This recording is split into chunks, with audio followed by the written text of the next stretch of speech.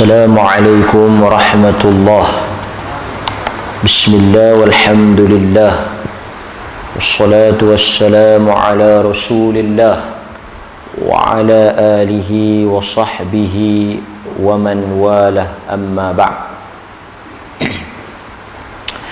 Hadirin mukminin, tuan-tuan, muslimin, muslimat yang dirahmati oleh Allah Subhanahu wa taala, kita bersyukur kepada Allah kerana pada bulan yang mulia ini kita berpeluang dan diberikan kesempatan untuk saya dan tuan-tuan meluangkan sedikit masa kita mendengar hadis-hadis Nabi sallallahu alaihi wasallam, yang mana tuan-tuan, kita berdoa agar program ini ataupun durus Ramadan ini menjadi sebahagian daripada amalan kebaikan yang diterima oleh Allah di dalam bulan Ramadan al-Mubarak ini. Jadi tuan-tuan, oleh kerana giliran saya adalah pada hari Khamis, iaitu hari ini, dan insya-Allah kalau tidak ada halangan kita akan sempat mengadakan 3 atau 4 kalilah halaqah ataupun durus ini. Jadi oleh kerana kita berada dalam musim yang nampaknya belum menunjukkan tanda-tanda akan berakhir wabak ataupun penyakit COVID ni, yang mana Perlis juga kemarin mencatatkan 3 kes. Kita berdoa agar Allah Ta'ala mengangkat dan menghilangkan terus wabak ini daripada negeri, negara dan seluruh muka bumi Allah Subhanahu wa taala. Jadi tuan-tuan, saya mengambil kesempatan peluang kita berada di dalam bulan Ramadan, bulan kesabaran, bulan ujian, untuk kita membaca hadis-hadis berkaitan dengan bencana, berkaitan dengan epidemik, penyakit berjangkit ataupun ta'un, yang dikumpulkan di dalam satu buku yang mana dinamakan buku ini Nasamat Al-Aun, yang berhubung dengan hadis-hadis wabak ataupun penyakit.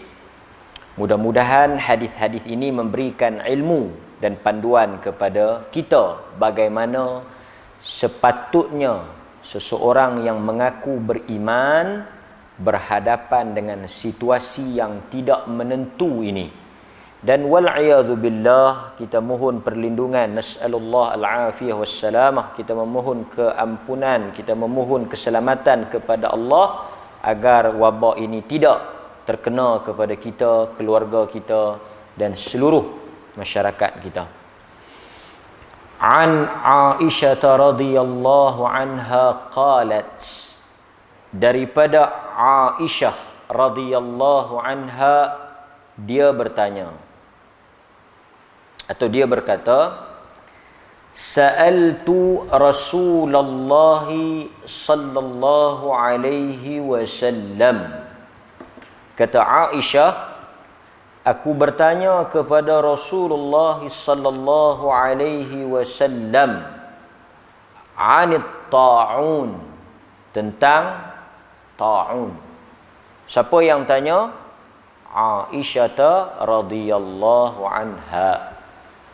Dia tanya dekat Rasulullah tentang penyakit ta'un.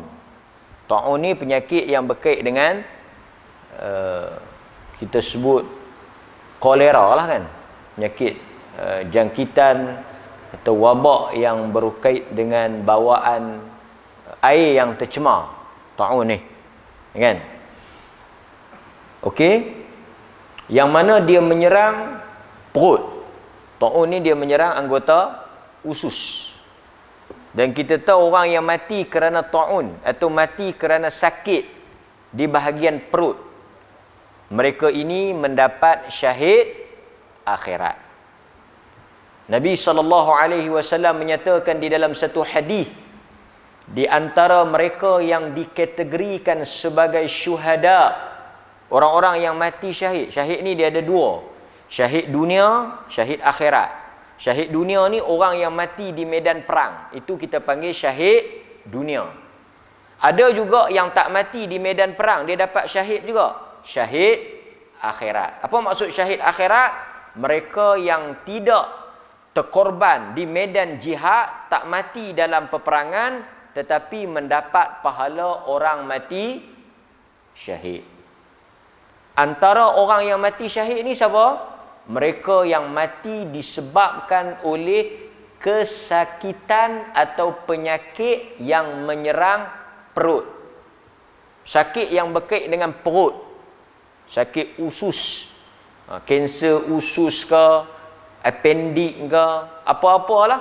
Kan? Yang berkaitan dengan sakit perut ni, termasuk ta'un ni, mereka mendapat pahala syahid akhirat. Kenapa orang-orang yang kena penyakit yang berat macam ni diberikan pahala syahid? Di kalangan para ulama, mereka menyebut bahawa Allah menganugerahkan pahala syahid kepada orang yang mati kerana kesakitan perut ataupun kesakitan yang dahsyat. Kita tengok orang yang lemas, orang yang terbakar, orang aksiden, runtuhan, kan, dia duduk dalam satu bangunan runtuh, dia dapat syahid. Pasal apa orang-orang yang macam ni mendapat syahid? Kerana mereka telah mengalami dan menempuh suatu kematian yang sangat menyakitkan. Di atas Di atas kesakitan dan di atas perkara yang berat yang mereka tanggung itu, mereka mendapat pahala syahid. Ada orang tanya, ni mati lapar ni syahid tak? Puasa, tahan lapar mati. Ada orang mati tentang puasa. Ha? Dia kata aku tak boleh tahan ni, aku nak mati ni. Ha? Lapar. Saya tak tahulah, tapi kalau betul ada orang mati, pasal kita dengar orang Rohingya kadang-kadang berhari-hari tak makan. Bukan tak makan siang lagu kita ni. Malam pun tak makan. Duduk atas bot, duduk atas kapal tu, hanyut tu, bermalam-malam tak makan. Tak mati pun. Tapi bila cek, bukan mati lapar, mati kesejukan. Kita yang sok tadi tibai 3-4 pinggan baru pukul 10, duk buat lebih Somalia daripada Somalia pula. Duk buat tak larat, duk buat lapar. Teruk. Dia tahu aku tak boleh piah ni, aku takat pukul 11. Saya kalau aku tahan lagi sampai lohok, boleh jadi hang semayang jenazah kat aku. Tak ada lagi kita dengar kan. Ni baru ujian sikit kan. Okey. Gastrik. Gastrik pun sakit perut juga. Gastrik lah, bukan gastrik. Gastrik yang betul lah, yang sakit memang perut kan, angin dia ni. Yang tu pun kalau dia mati kerana gastrik, dia dapat syahid lah. Syahid akhirat ni. Syahid ni apa kelebihan, keutamaan besarnya pahala syahid ni?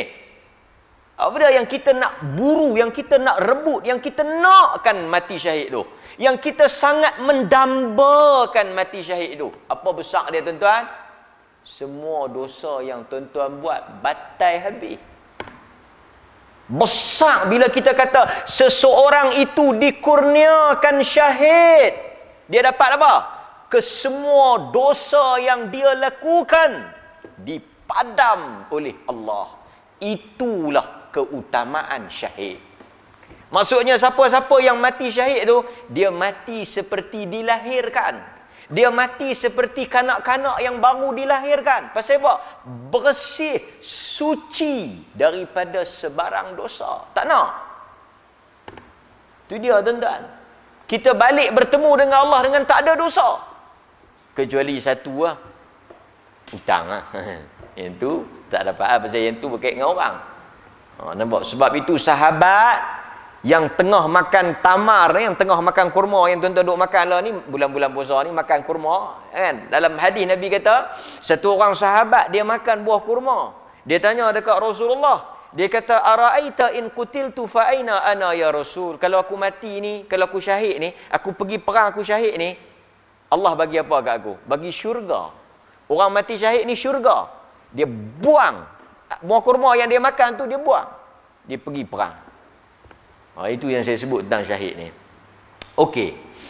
Akhbarani, maka Nabi SAW memberitahu kepadaku tentang ta'un. Tuan-tuan dengar molek-molek ta'un ni. Pasal ta'un ni juga boleh kita kategorikan dengan COVID ni.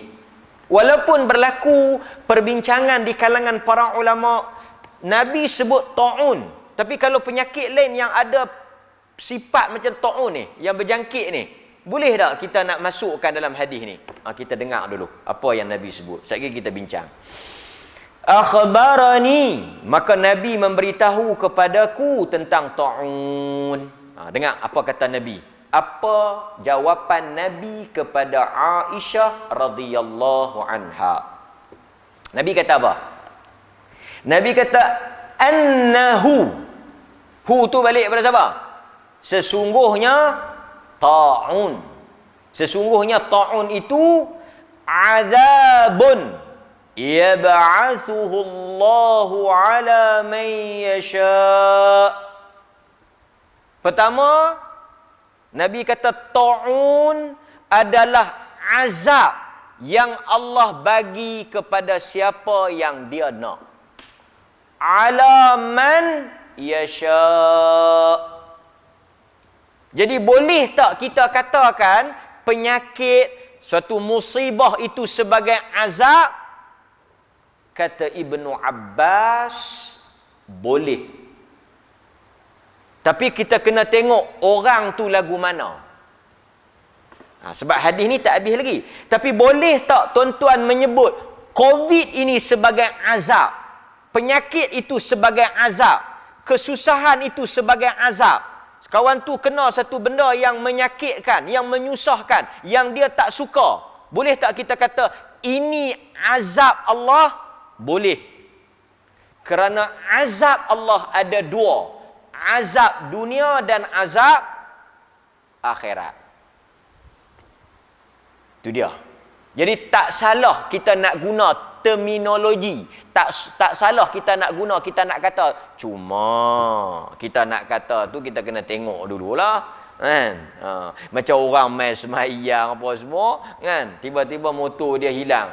Azab Allah kepada hang. Dia takut balik mayang lorok ni azab apa?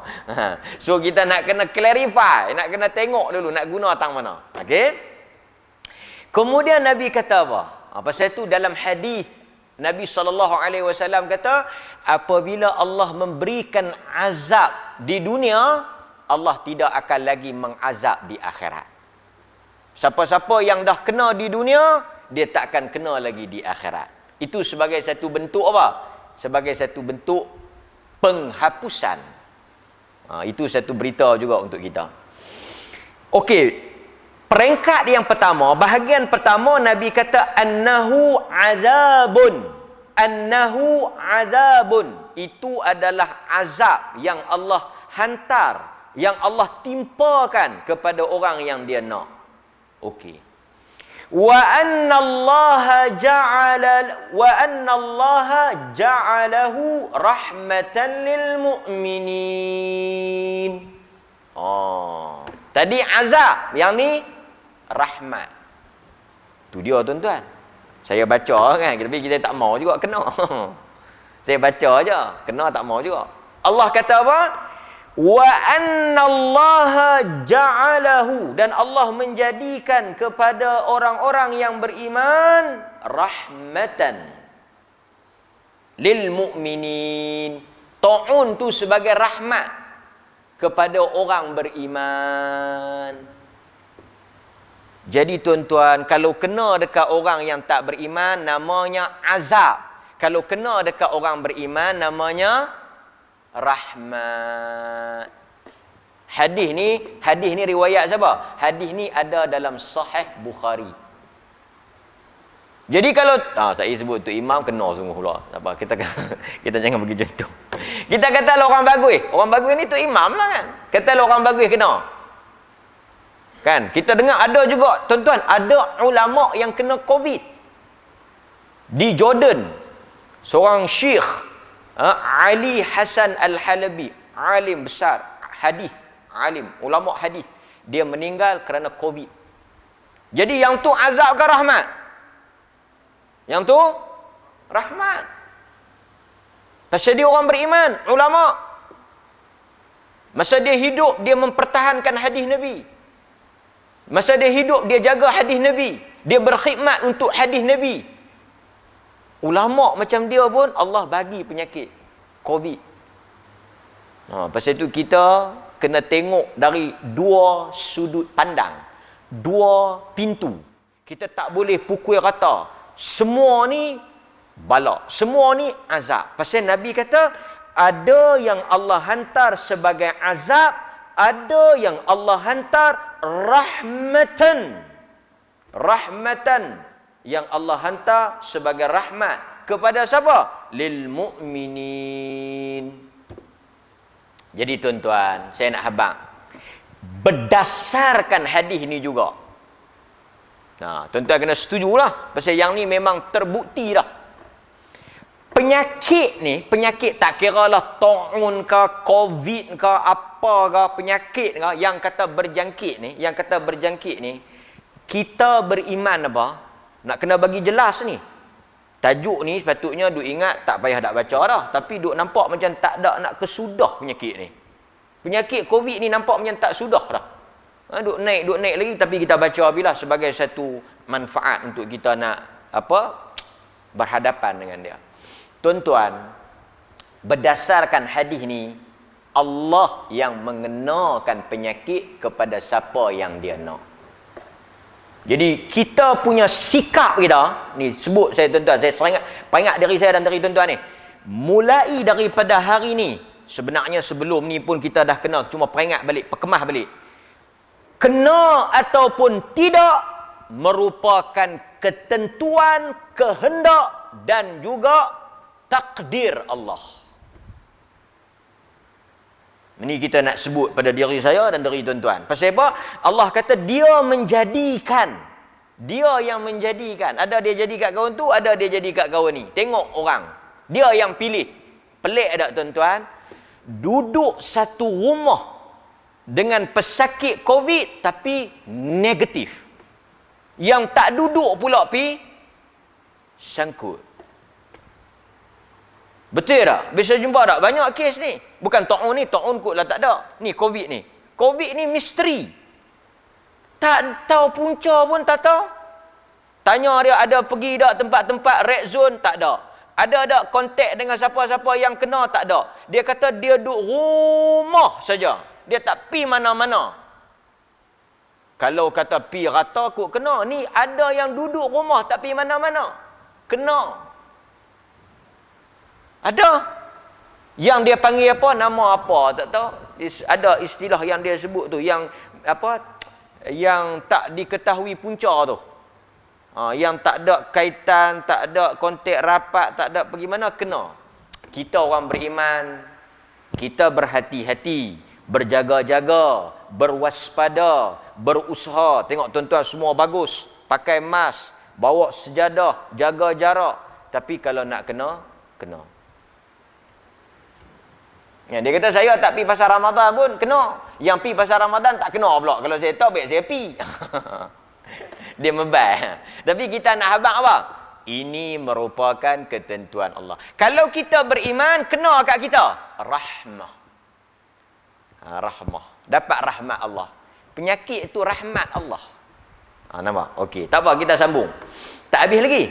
Nabi kata lagi, laisa min ahadin yaqa'u at-ta'un fayamkuthu fi baladihi sabiran muhtasiban.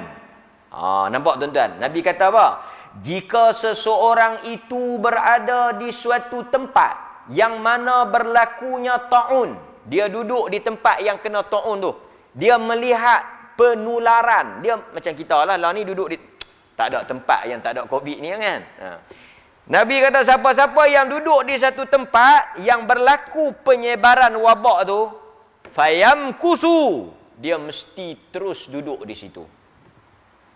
Dalam hadis yang lain Nabi tak pergi keluar, tapi dalam hadis ni Nabi kata apa?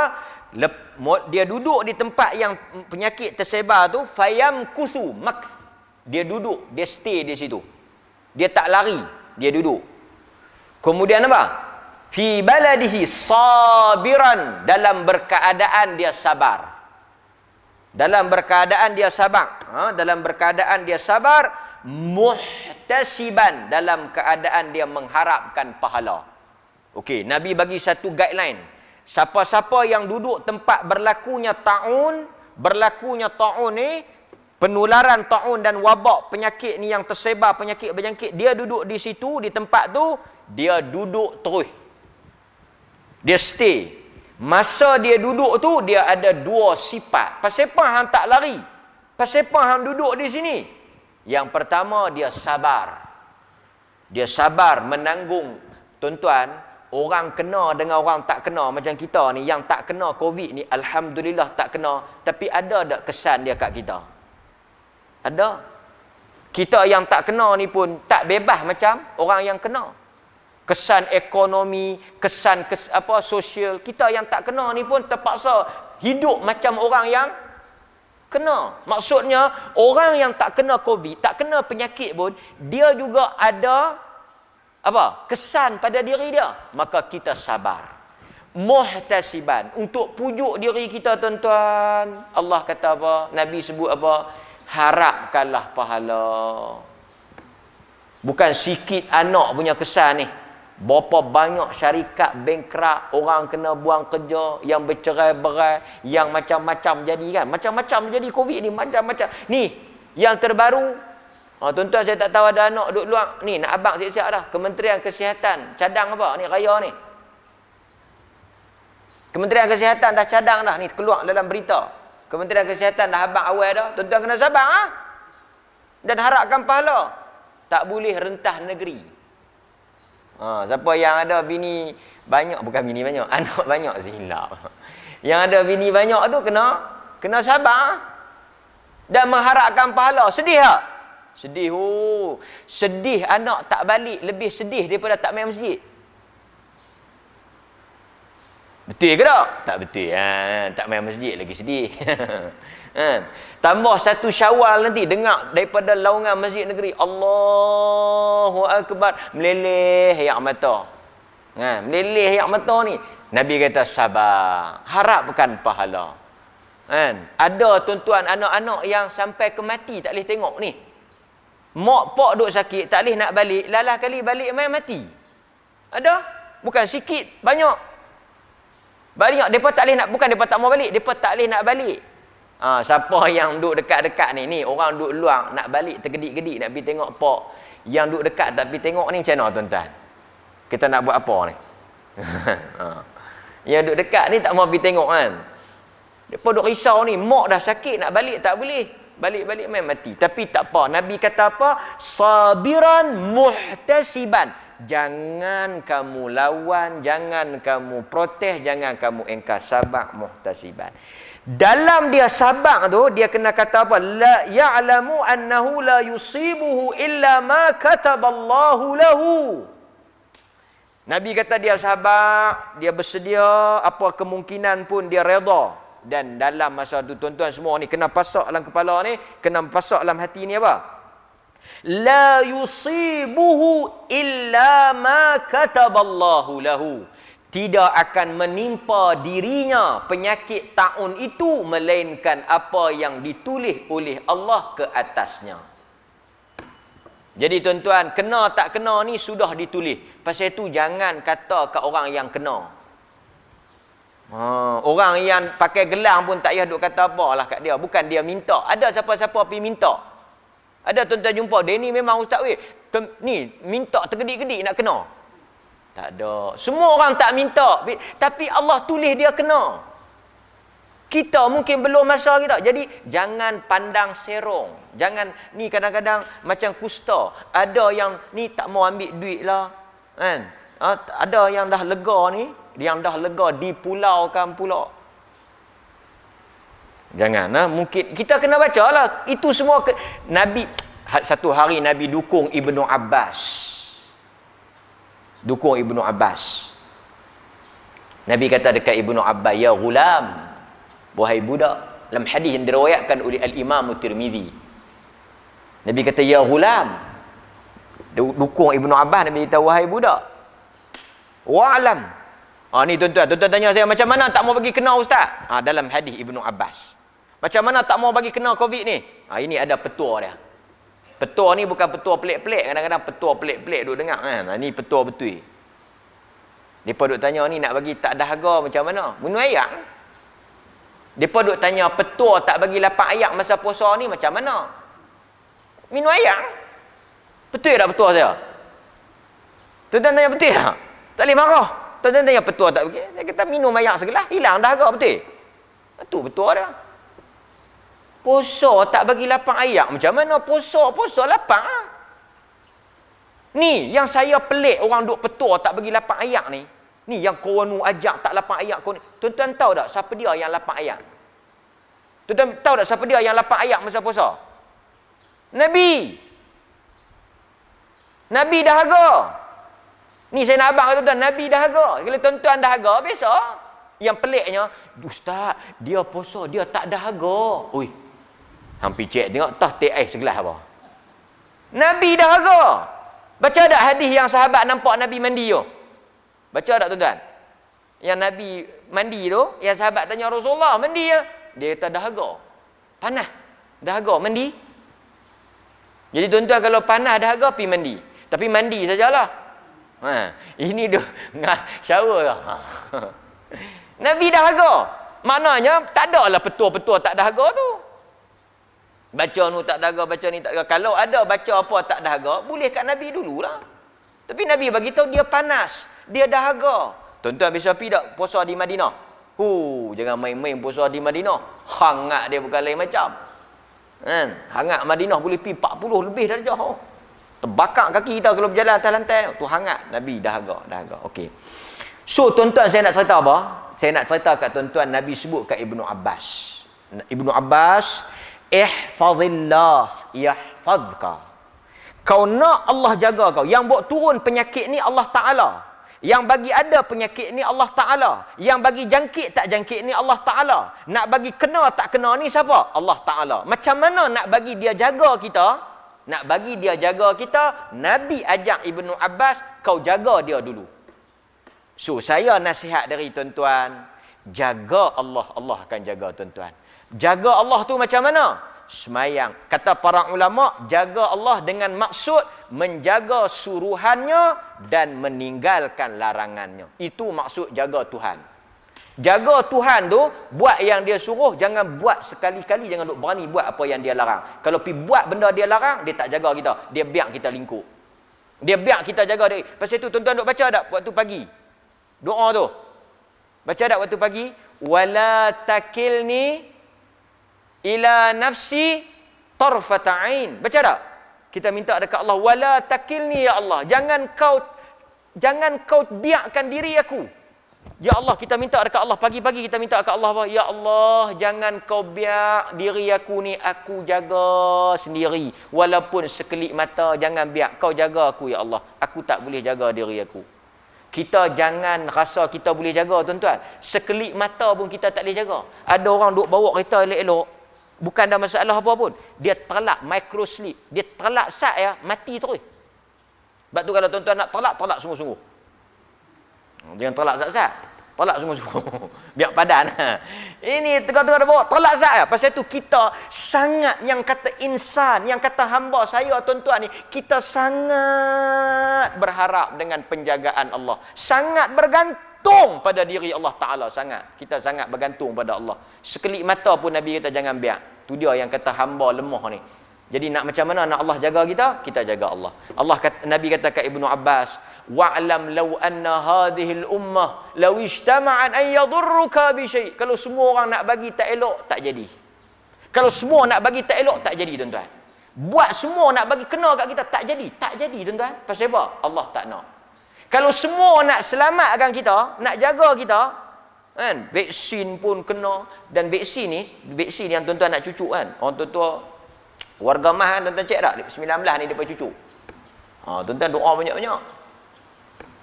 Nak cucuk ni. Bukan apa saya tak gempang apa. Depa kata macam mana orang masjid? Orang masjid kita cucuk tak cucuk mati juga. Cucuk, tuan-tuan. Depa tak mau pergi cucuk ni. Depa kata cucuk mati. Tak, tuan-tuan, jangan buat malu orang masjid. Orang masjid akidah kuat. Akidah kuat, cucuk. Nak mati sampai masa. Ada yang duk beratok nak cucuk mati, tak nak cucuk. Mati. Jadi jangan takut pergi cucuk. Okey. Sebab saya nak sebut apa kata tuan-tuan? Saya nak sebut kalau semua orang nak buat baik pada kita, buat segala perancangan nak selamatkan kita, Nabi kata kalau Tuhan kata kena. Nampak? Tapi Nabi telah janjikan, tuan-tuan. Hadis ni sangat bagus, tuan-tuan. Sangat menarik. Nabi kata apa? Illa kana lahu misl ajri syahid. Orang yang dia sabar, dia mengharapkan pahala, dia tetap kekal di tempat tersebut, dia percaya ini semua takdir ketentuan Allah, dia tidak mengingkari dengan apa yang Allah tentukan pada dia. Kalau kena pada dia, kalaulah apa-apa berlaku pada dia, dia mendapat pahala seperti orang yang mati syahid. Yang saya kata tadi dua benda, dosa diampunkan dan dia masuk syurga. Tuan-tuan kena penyakit COVID, katakanlah tuan-tuan mati, tuan-tuan dapat syahid. Pasal dia termasuk dalam penyakit berjangkit yang boleh kita kiaskan dengan taun, penyakit wabak. Tapi kita sabar dan kita mengharapkan apa? Adakah hadis ni menunjukkan kita kena serah diri? Tak. Kita tak payah serah diri. Kita bukan maksud beriman tu maksud kita tak buat apa-apa prevention, tak. Kita buat prevention, tapi kita percaya kalau Allah nak bagi kena juga. Nampak tuan-tuan hadirin mukminin, itulah hadis yang sempat kita kongsi pada kali ini. Mudah-mudahan Allah Taala merahmati kita, melindungi diri kita, dan tuan-tuan teruskanlah. Jangan buat alasan COVID ni tak mai sembahyang, teruskan salat. Ini termasuk menjaga Allah dan Allah akan jaga kita. Wassallallahu ala nabiyina Muhammad wa ala alihi wasahbihi wasallam. Walhamdulillahirabbil alamin. Wassalamualaikum warahmatullahi wabarakatuh.